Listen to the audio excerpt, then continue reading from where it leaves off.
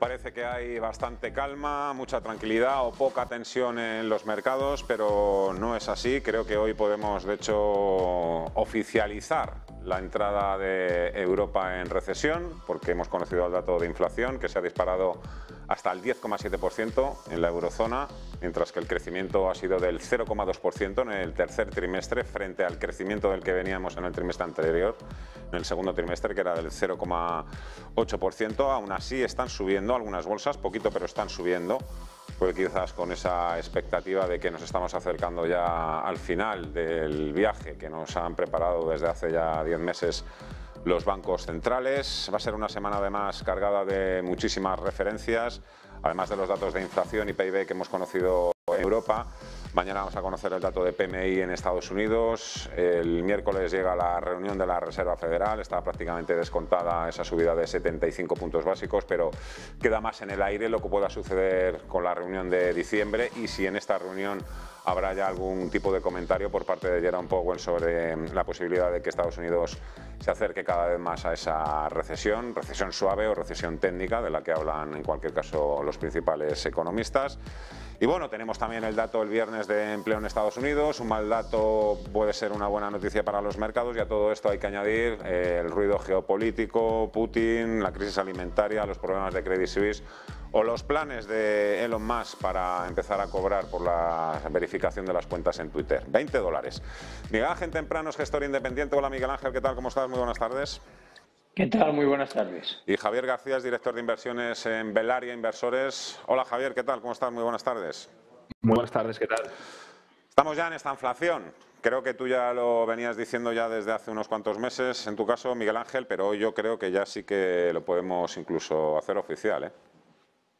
Sí, bueno, pero al fin y al postre no acaba siendo más que un palabra. O sea, es que yo creo que estábamos desde hace muchos meses, porque con un crecimiento tan extremadamente escaso y una inflación tan brutal, pues yo creo que era evidente que lo estábamos. Bueno, y aparte el problema es que Europa la tiene una situación muchísimo peor que los americanos, y no hay datos de verdad que hagan pensar que la Reserva Federal va a empezar a bajar el ritmo de crecimiento de tipos, cosa que es muy preocupante. El problema es por partida triple. Tenemos la inflación, tenemos una crisis energética y tenemos la guerra también aquí en el corazón del continente. Javier. Sí, bueno, al final lo que está viendo es una desaceleración del crecimiento económico que ya se preveía, como bueno, pues bien comentaba Miguel y comentábamos todos hace unos meses, ¿no? Pero al final es cierto que no es más que un palabra, ¿no? Al final la inflación ha estado aquí desde hace varios meses. La inflación no es del 10,7% como sale el dato actualmente, sino que teníamos una inflación bastante más alta de la que nos están comentando, y el crecimiento ha sido nulo. El crecimiento de los salarios, como podemos comprobar todos, es básicamente nulo. Entonces, bueno, eso estaba provocando una pérdida de poder adquisitivo brutal que está trayendo esta desaceleración económica, y poco a poco, los próximos meses, a medida que vayan subiendo las hipotecas y bueno, pues otros tipos de productos, pues veremos que todavía la situación va a ser peor en términos de lo que concierne al poder adquisitivo de los ciudadanos, ¿no? Entonces, sí es cierto, ahora mismo la situación es mala, y bueno, creemos que todo lo que concierne a la inflación va a seguir así durante los próximos 5 y 10 años. La inflación no es algo que vaya a terminar. Sí es cierto que pensamos que podemos estar ante puntos pico de inflación durante este año 2022, pero la inflación que hemos visto durante los últimos 15, 20 años, nos podemos olvidar de ello. Estamos hablando de inflaciones del 2%. Durante los próximos 5, 10, incluso a lo mejor hasta 15 años, vamos a tener una inflación seguramente alrededor del 5%. Y a eso nos vamos a tener que acostumbrar. Es el nuevo ciclo económico que nos toca vivir. Las subidas de tipos de interés. Otro día, sí, Miguel Ángel. Perdona, el otro día leía que Rubini, que bueno, es el nuevo Rappel, decía que la crisis económica en la que nos estamos metiendo es del mismo orden que la de 1970. Como vuelva a acertar, como acertó con la subprime, no sé qué va a pasar, perdona, ¿eh? El mismo ha pronosticado que las bolsas todavía pueden caer en este escenario un 40%. Desde los niveles actuales, ¿eh? Bueno, es otra de las predicciones más que se han hecho a lo largo de estos últimos días. También JP Morgan ha pronosticado que la bolsa se iba a dar otro buen batacazo del 20%. De momento no ha sucedido. El euro tampoco se ha ido al garete. La temporada de resultados también iba a ser la puntilla, ¿no? El rejón de muerte para que llegara el suelo de mercado, y hemos visto una gran escabechina en el sector de la tecnología, pero parece que se ha quedado ahí, como muy controlada o muy limitada. De todas maneras, por seguir con el tema de inflación, claro, cualquier economista te dice, no, es que las subidas de tipos de interés tienen que tardar todavía en llegar a la economía real, pero da un poco la impresión de que no está haciendo grandes progresos el Banco Central Europeo subiendo los tipos de interés. 10,7%, ahí está también ahora mismo muy vivo el debate, ¿no? Y una gran división de opiniones entre los que piensan, Javier, que hay que seguir subiendo tipos, no frenarse, porque si no la inflación nos va a comer a todos, y los que piensan que no, que hay que ir más lento, porque es que pueden empezar a aparecer problemas o acabar rompiéndose algo que sea, bueno, pues que sea de forma irremediable, ¿no? Y genere un desastre aún mayor. O sea, ahí está un poco la división sobre los que dicen que hay que ir más tranquilos, más pausados, y los que dicen que no sirve de nada este tipo de pausas y que hay que ir con todo, con toda la artillería. Sí, yo soy partícipe del libre comercio. O sea, hace unos meses, el año pasado, había un 20% de empresas zombies en Estados Unidos que básicamente los ingresos que tenían, con los ingresos que generaban, no conseguían ni siquiera pagar la deuda que tenían, ¿no? Eso quiere decir que es una empresa que básicamente no funciona, ¿no? Una subida de tipos de interés hace que ese tipo de empresas desaparezca del marco. A mí eso me parece correcto. Una empresa tiene que evolucionar con sus propias herramientas y sin la necesidad de una política monetaria que le ayude y que a tipos cero y que le ingrese dinero por básicamente nada, ¿no? Entonces, yo soy partícipe de esa parte. Ahora mismo, ¿qué es lo que está pasando? Desde nuestro punto de vista, creemos que todavía no se ha visto reflejado de manera clara y bien materializado lo que es la subida de tipos de interés. Por ejemplo, la parte de las hipotecas están empezando a subir ahora, hace prácticamente nada, ¿no? Y más que van a subir. Entonces, al final, toda esa pérdida de poder adquisitivo, todo ese dinero de más que va a haber que pagar por la subida de tipos de interés se va a empezar a ver reflejado ahora, de aquí a los próximos 6, 12 meses, ¿no? Es ahí donde vamos a empezar a ver que se reduzca la inflación, porque es ahí donde la gente va a tener menos dinero y es ahí donde va a gastar menos y va a haber una desaceleración, digamos, de la economía, ¿no? Que haya una reducción del PIB ya vaticina que va a haber una reducción de la inflación de cara a los próximos meses, ¿no? La subida de tipos, lógicamente, tiene que darse, si no la inflación no se va a reducir. ¿Qué pasa? Que a partir de ahora lo que estabas diciendo, ¿no? ¿Se va a romper algo? ¿No se va a romper algo? Nosotros, del mismo modo, igual que decimos esto, decimos que si la FED ve que algo se va a romper, lógicamente va a parar, igual que ha pasado en Inglaterra, como, digamos, han rescatado los fondos de pensiones, ¿no? Pero claro, se tiene que romper algo de manera importante. Quiero decir, si se rompe una empresa que tiene una capitalización de mercado de 800 millones, pues seguramente no pase nada. Si se rompe una que vale 50.000, pues ahí tenga pues 1.000, 2.000, 4.000, 50.000 empleados, pues a lo mejor sí que se tiene que ayudar un poco, ¿no? Pero bueno, yo creo que los bancos centrales están viendo un poco cómo está evolucionando la economía y por el momento no hay nada que les diga deja de subir tipos. ¿Por qué? Porque el beneficio de las empresas en este trimestre, en lo que va de año 2022, solo ha caído un 2%. Entonces, la subida de tipos ahora mismo, en términos de beneficios empresariales, no está teniendo un impacto excesivamente negativo. Bolsa cae un 19%, pero los beneficios empresariales caen un 2%. ¿Por qué va a parar de subir tipos la FED o el Banco Central Europeo? En el corto plazo nosotros todavía no lo vemos. Bueno, yo creo que son cosas diferentes. Una cosa son los Estados Unidos, donde ya hay voces que empiezan a decir que una subida de tipos tan rápida puede dañar la economía. Quito de la ecuación a Elon Musk, pero hay otras voces muy respetadas, como son Krugman y Siegel, e incluso los profesores de Wharton y de Princeton, e incluso Bill Gross, el de PIMCO, que dice que hay un riesgo real de que se puedan pasar de frenada, y yo lo comparto. Fíjate, por contra, hoy decía el jefe de estrategia de JP Morgan que ellos no esperaban este cambio, lo que se llaman el pivot, de subida a bajada de tipos hasta finales del 23, dado a que no se están notando, como bien decía Javier ahora, de una manera excesiva en los resultados empresariales. Pero puede ser que cuando se empiece a ver ya eso no tenga manera de pararlo. Y luego, por otra parte completamente diferente, está el Banco Central Europeo.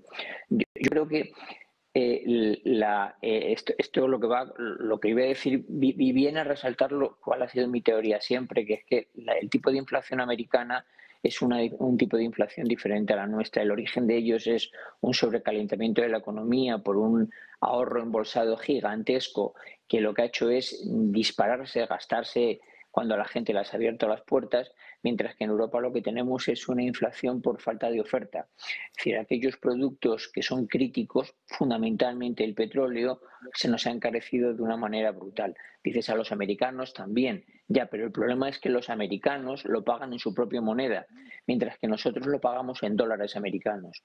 Solamente el dólar americano ha inflado el petróleo en un 16% más. Es decir, tenemos un 23, creo que es un 23 o un 22% del precio del barril, más un 16% del cambio de la moneda. Si el Banco Central Americano, la Fed, perdona, lo único que puede hacer para enfriar, bueno, puede hacer otra cosa que es reducir la masa monetaria, pero yo creo que es bastante complicado si no se pone de acuerdo con el gobierno en reducir también el gasto público. Pero bueno, si el Banco Central, la Reserva Federal Americana lo que empieza es a subir tipos y como si no hubiese un mañana, el dólar se te va de madre. Y si el dólar se te va de madre, no tiene más que una alternativa. No tienen más que una, que es subir los tipos, acompañarles a ellos, aunque eso no te venga bien porque tú no tengas una economía sobrecalentada.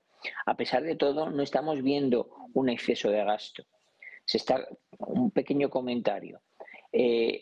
Las marcas blancas que realmente nacieron, yo recuerdo el nacimiento de las marcas blancas porque fueron una de las cosas que estudiaba como cosa nueva cuando hacía el MBA. Es de finales de los 80 cuando empezaron a hacer las marcas blancas, porque era la marca de la casa, es decir, del supermercado de turno. Ahora ya les han puesto ellos unas marcas propias, pero siguiendo marcas blancas. Bueno, durante la crisis del 2008, una empresa como Mercadona empezó a ser conocida por todos nosotros. O sea, la gente la conocía fundamentalmente el que vivía en la Comunidad Autónoma Valenciana. Bueno, pues otra vez están teniendo una presión compradora por parte de los consumidores, porque están abandonando los productos más caros, dado que la renta disponible es menor. Es decir, aquí no hay un sobrecalentamiento de la economía, ni muchísimo menos. Entonces, ¿por qué sube el tipo? ¿Por qué suben los tipos del Banco Central? Pues porque la inflación no la está provocando eso, sino que la está provocando otra cosa y no pueden hacer nada mientras que no haya una mayor cantidad de petróleo. Y ya ha dicho la OPEC que no lo va a ver porque les apetece tener el barril en $90. Pues la única manera que tienes de intentar reducir la inflación es intentar que el dólar no se te encarezca más de lo que se te está encareciendo. Entonces, son maneras diferentes sobre problemas diferentes. ¿Qué creo que deberíamos hacer los gobiernos europeos? Bueno, pues la otra medida que puede tomar el Banco Central Europeo, pero es una medida complicada si no la tomas de acuerdo a todos los bancos, perdón, a todos los gobiernos, es, oye, pues reduzco la masa monetaria en circulación, pero para que no afecte eso al consumo, que está ya muy dañado y va a estarlo más, tiene que ser el otro actor el que deje de gastar dinero, deje de utilizar dinero, es decir, reduzca el gasto público, que son los gobiernos. Pero ya vemos que, por ejemplo, en nuestro país, nada más lejos de la realidad. Tenemos los presupuestos más expansivos en gastos en la historia del país. Yo creo que en el peor momento para hacerlo, pero bueno, yo creo que nos esperan tiempos muy, muy complicados. ¿Qué hubieras propuesto tú? ¿Bajar los impuestos? ¿Perdón? ¿Bajar impuestos? No. Yo creo que ahora mismo no puedes bajar de una manera radicalmente los impuestos. Que se lo digan a Liz Truss. Claro, porque si los bajas, lo que hace es que pierdes toda la credibilidad. Yo lo que creo es que hay muchas partidas de gastos que lo que tendrías que haber hecho como primera medida es no subirla y otra, cómo erradicarlas. O sea, yo lo que creo es que para reducir el déficit no hay que incrementar los ingresos, que son los impuestos. Lo que tienes que hacer es reducir el gasto y reducirlo en gasto en todo aquello que sea posible. Hay un cuadro que publica el centro de datos del Ministerio de Hacienda, donde engloba los gastos en 4 o en 5 bloques y es brutal. Es decir, es que la gran mayoría de nuestro gasto es un gasto recurrente no productivo. Entonces, hemos hablado de que durante el mes de agosto el paro ha crecido, pero menos que otros años. Y descubres que 2 de cada 3 puestos de trabajo son en puestos públicos. O sea, perdón, son puestos públicos. Es que no tiene sentido. No tiene sentido. No hay dinero para pagar ello. Yo entiendo al que cobra una pensión, lo entiendo. De hecho, un amigo mío el otro día me lo decía, a mí me viene muy bien, pero esto me da la sensación que es pan para hoy y hambre para mañana y que va a acabar siendo como en Grecia, en que nos van a bajar a todas las pensiones porque no hay dinero para pagarlas. Si a mí me viene muy bien cobrar que me hayan subido la pensión o que me vayan a subir la pensión tanto, pero ¿de qué me vale que me lo suban ahora si dentro de unos años no va a haber dinero y no me la van a volver a pagar? Efectivamente, la verdad es que así las cuentas nunca van a poder salir. Si hay 20 millones de personas trabajando y hay 10 millones de pensionistas y de esos 20 millones 8 son funcionarios, pues apaga y vámonos. Claro. Oye, otra cuestión que os quería por la que os quería preguntar. Está todo el tema de la tecnología. La semana pasada fue tremendo. Hemos visto las mayores caídas en un solo día de muchas de estas grandes empresas. Elon Musk ha dicho que va a empezar a cobrar $20 por verificar la cuenta en Twitter. Parece un poco como ya un cambio de rumbo, ¿no? Que parece un poco que el todo gratis ya se ha acabado y a partir de ahora hay que vamos a empezar a pagar por todo, incluso por usar las redes sociales. No sé, vamos a ver qué tal le va a Elon Musk con esta iniciativa. Javier. A mí personalmente lo que concierne a Twitter no me parece mal y yo lo pagaría encantado. ¿Por qué? Porque hay muchas cuentas ficticias que se dedican pues, a apoyar una idea concreta simplemente pues porque creen que es la correcta y se dedican a crear cuentas para apoyarla, extorsionar, criticar, etc., etc., etc., ¿no? De forma que si tú cobras una mensualidad y además obligas a verificar esa cuenta, lógicamente todas esas cuentas van a desaparecer. Pienso que los medios de comunicación o las redes sociales, cuando tienes un poder, ese poder debe ser individual y basado en tu conocimiento y en la aceptación de tu conocimiento por el resto de usuarios. Cuando creas una cuenta y tiene 50.000 seguidores y de los 50.000, 49.999 son falsos, puedes dar una visión que es totalmente errónea al resto de los usuarios y es totalmente injusto porque yo puedo pensar pues que eres una persona, digamos, de poder cuando no lo eres, ¿no?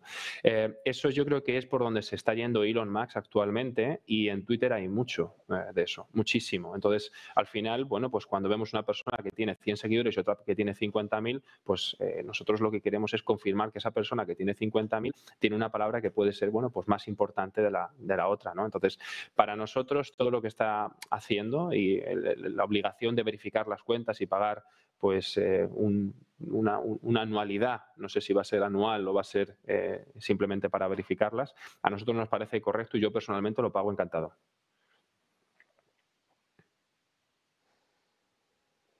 Miguel Ángel. Bueno, a mí es que yo creo que lo de Elon Musk con Twitter fue en su momento un calentón de un mega rico del que después se arrepintió. Un calentón que además la mitad lo paga contra deuda, que va avalada por las acciones de Tesla como colateral. Por lo tanto, antes o después lo terminará pagando todo con dinerito, con tanto y sonante. Yo creo que ha sido una cagada monumental de la que se intentó echar para atrás y los tribunales le han obligado a hacer. Pero hay algo que me llamó muchísimo la atención el otro día a raíz de los resultados de Facebook. Fue que leo un análisis de un tío americano que decía que es que el problema de los resultados de Facebook, perdonad, yo siempre he pensado que el valor de Facebook y de todas estas compañías realmente está en los datos, ¿no? En el tráfico de datos que dicen que no hay, ¿no? Pero bueno, entonces que Apple cambió su política de gestión de datos, de lo que permitimos, y tomó la decisión de que en lugar de darle, me lo voy a inventar 100, pues te voy a dar solamente 20. Cuidado, lo cual no significa que yo no me quede con los 100, ¿no? Para ser yo quien trafique con ellos. Entonces, el problema está en que al llegarle a Facebook menos datos de los usuarios y sobre todo peor geoposicionados, hace que la calidad de los mismos obviamente sea menor y que los pueda vender la publicidad mucho peor. Bueno, bingo, se ha demostrado que los datos es lo que vale y que, cuidado, que al final son unos recolectores de datos para luego vendérselos a terceros. Y todavía aquí falta la tercera jugada, el tercer protagonista en la jugada, que todavía no hace más que quejarse, pero no ha puesto de verdad las cartas sobre la mesa, que son los propietarios de las infraestructuras, las telefónicas, las PTTs, que ven cómo se gastan una barbaridad de dinero en inversiones, en CAPEX, en montar redes, postes, ahora el 5G, el no sé qué, y luego vienen el resto y se dedica a utilizarlas gratuitamente y encima a traficar con la información que hay, y las operadoras no cobran absolutamente nada. Entonces, ¿por qué es posible que Apple, que realmente lo que tiene es un producto físico, que bueno, si es el mismo, es decir, yo creo que tengo el 11, me parece que van por el iPhone 14, mientras que no se me rompa, yo no veo motivo para cambiarlo. Yo creo que ya hemos llegado a ese nivel, ¿no? Que fue como ocurrió con Windows cuando salían los nuevos sistemas operativos, ¿no? Al final los cambiaba siempre y luego dijiste, ¿para qué lo voy a hacer si cada vez que hago eso me tengo que cambiar de ordenador? Bueno, pues yo creo que se ha visto que esto es muy crítico. Y luego a todas las tecnológicas le está afectando una barbaridad el tipo de cambio. Amazon ya ha dicho que la bromita del tipo de cambio le ha costado un 16% de sus beneficios, que le ha costado 900 millones de euros, de dólares, perdón. Con lo cual, volviendo a lo anterior, están afectando por todas partes. O sea, pero bueno, que yo creo que se están empezando a poner muchas cartas que estaban boca abajo, boca arriba, y vamos a empezar a ver poco a poco lo que vale cada una, de dónde saca realmente el negocio. Porque solamente vemos al final la cuenta de resultados. Ha ingresado más por publicidad, ha ingresado menos, pero cuando llegas y te preguntas ¿y por qué qué hay detrás realmente? Si es que hay una crisis o hay otras cosas, empiezas a descubrir que hay otras cosas. Y cuando las descubres empiezas a decir, uy, espérate tú, que las compañías no son realmente como nos están vendiendo que son. Eso sí, nos lo hemos tragado durante todos estos años. No estoy pensando ni en Apple, ni en Amazon, ni en Alphabet, ni en Microsoft, que son empresas que ganan mucho dinero. Pero sí hemos visto revalorizaciones estratosféricas en empresas que no han ganado un solo dólar en toda su vida. Evidentemente, Sí, muchas sí, de sí. ellas tendrán que desaparecer. Claro, se han acostumbrado al dinero fácil de la Reserva Federal, pero creo que el problema no son únicamente las subidas de tipos de interés, aunque todavía se ha apuntado al caso de Amazon, sino también la sobrecompetencia, la falta de ideas, y que tienen que ver un poco hacia dónde vamos, ¿no? Porque hace 20 años esta gente lo tenía todo clarísimo. Es verdad que marcaron el camino, pero claro, ahora estamos también en otras etapas de la vida. Javier García, director de Velaria Inversores, Miguel Ángel Temprano, gestor independientes. Un gran placer, como siempre. Muchísimas gracias a los dos. Igualmente. Cuidaros y os mando un fuerte abrazo. Igualmente. Hasta la Muchas próxima. gracias. Adiós. Adiós. 12